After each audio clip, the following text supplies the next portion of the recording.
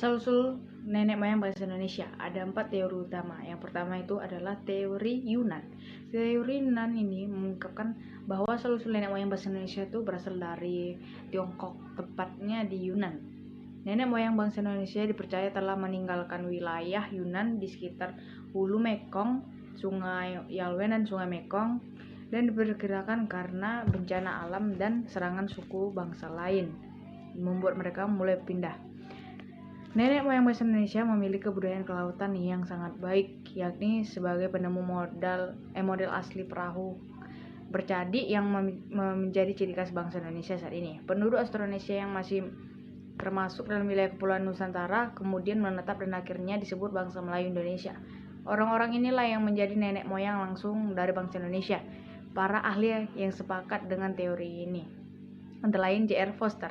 Dasar utama teori Yunan adalah ditemukannya kapak tua di wilayah Nusantara yang memiliki ciri khas yang sama dengan kapak tua yang ada di wilayah Asia Tenggara. Penemuan ini menandakan ada proses imigrasi manusia dari wilayah Asia Tenggara ke kepulauan dari Nusantara. Karena faktor yang dirasak bangsa yang lebih kuat berdasarkan teori tersebut, teori Yunan menandakan ada 3 gelombang kedatangan tersebut antara Proto-Melayu, Deutero-Melayu, dan Melanosoid. Hal yang mendasari teori Yunan adalah ditemukannya kesamaan bahasa di Kepulauan Nusantara dengan bahasa yang ada di Kamboja, yakni bangsa Melayu, dan arus imigrasi atau disebut perpindahan kemudian diteruskan saat sebagian mereka melakukan pergerakan tersebut dari wilayah kepulauan ke Nusantara. Jadi kesamaan bahasa Melayu dengan bahasa di Kamboja menandakan adanya hubungan dengan dataran Yunan. Teori Yunan juga didukung oleh ahli dari dalam negeri atau yang disebut Muhammad Ali. Hal tersebut didasari oleh adanya dugaan perpindahan atau imigrasi orang-orang di daerah Mongol ke selatan, bangsa terdesak dengan bangsa-bangsa lain, terutama bangsa yang lebih kuat atau berkuasa. 3 gelombang perpindahan atau migrasi dalam teori Yunan. Yang pertama itu Proto-Melayu. Proto-Melayu adalah Melayu tua, orang Austronesia yang berasal dari Asia yang pertama kali datang ke kepulauan Nusantara sekitar tahun 1500 sebelum Masehi. Lalu ada yang kedua itu bangsa Proto-Melayu memiliki kebudayaan yang lebih tinggi dibandingkan manusia purba sebelumnya. Kebudayaan tersebut adalah batu baru atau disebut juga zaman Neolitikum yang pembuatan batunya sudah dihaluskan. Berdasarkan penelitian Van Herkeren di Kalumpang, telah terjadi perpaduan antara tradisi kapak persegi dan kapak lonjong. Tradisi tersebut dibawa oleh orang-orang Austronesia yang datang dari arah utara dan melalui Filipina dan Sulawesi. B. Itu ada Deutero-Melayu. Bangsa Deutero-Melayu atau Melayu muda kemudian berhasil mendesak dan akhirnya berrivalisasi dengan bangsa pendahulunya, yakni bangsa Proto-Melayu. Hal ini terjadi sekitar kurun waktu 400 sampai 300 S, yakni gelombang kedua nenek moyang bangsa Indonesia datang ke wilayah Nusantara. Bangsa Melayu muda ini masuk ke Nusantara dengan jalur barat dengan menempuh rute dari Yunan, lebih tepatnya Teluk Tonkin, Vietnam, Semenanjung, Malaysia, dan sampai di Nusantara.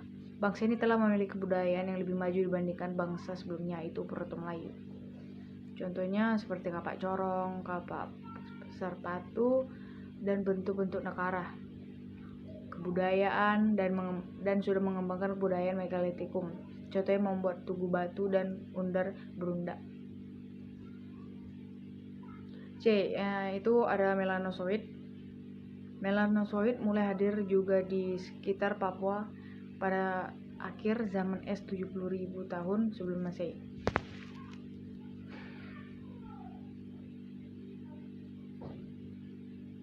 Dan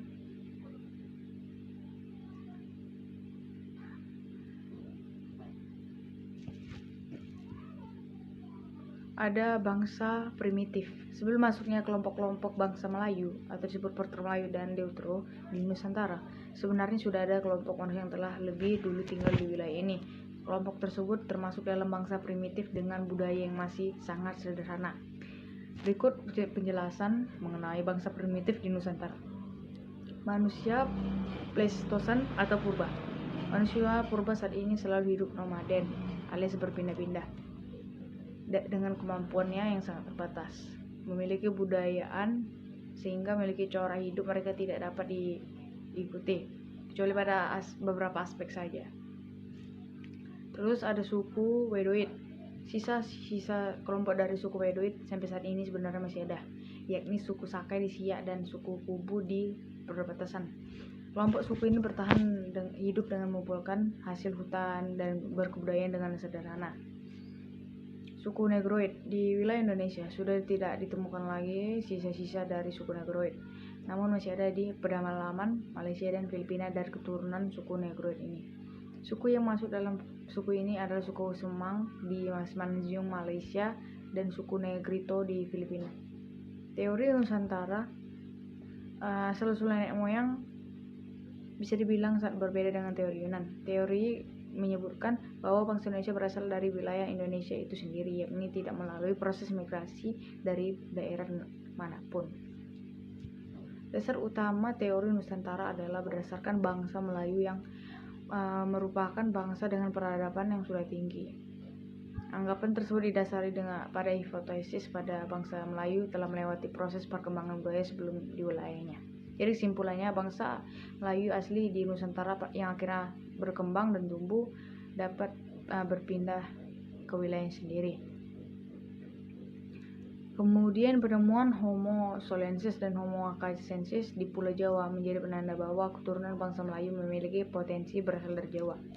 Berdasarkan perbedaan, hal tersebut terjadi karena bahasa bangsa Australasia mengalami perkembangan di daerah Nusantara tersebut dengan bahasa yang telah berkembang di Asia Tengah, yakni bahasa Indo-Eropa. Dan ada 3 tuh teori out of Africa, teori asal-usul nenek moyang. Ini mengungkapkan bahwa asal-usul nenek moyang bahasa Indonesia berasal dari Afrika. Anggapan ini berdasarkan pada kajian ilmu genetika lewat penelitian DNA, mitokondria, gen perempuan dan gen laki-laki.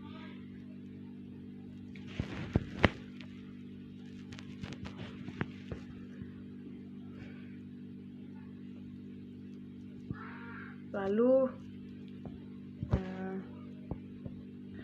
jadi pada masa itu manusia itu dimungkinkan menyeberangi lautan hanya dengan menggunakan perahu sederhana, dan perpindahan bangsa Afrika ke Asia menjadi beberapa kelompok dan tinggal sementara di beberapa wilayah Nusantara, Timur Tengah, dan Asia Barat Daya. Dan fenomena tersebut diperkuat dengan penemuan fosil laki-laki di bagian Danau Mungo dan diperkirakan menjadi wilayah yang ditempuh oleh bangsa Afrika di masa itu, yakni jalur untuk menuju lembah Sungai Nil. Dan ada teori out of Taiwan. Asal-usul nenek moyang bahasa Indonesia ini hampir serupa dengan teori sebelumnya.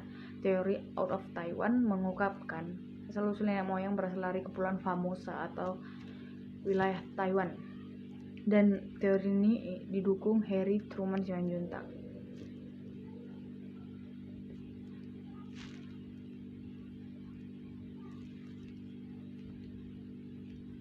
Dan ada dasar utama dari teori out of Taiwan. Yang pertama itu tidak adanya pola genetika yang sama antara kromosom manusia bangsa Indonesia dengan bangsa Tiongkok. Teori ini masih digunakan dan berkembang di Nusantara yang masuk dalam rumpun bahasa Austronesia.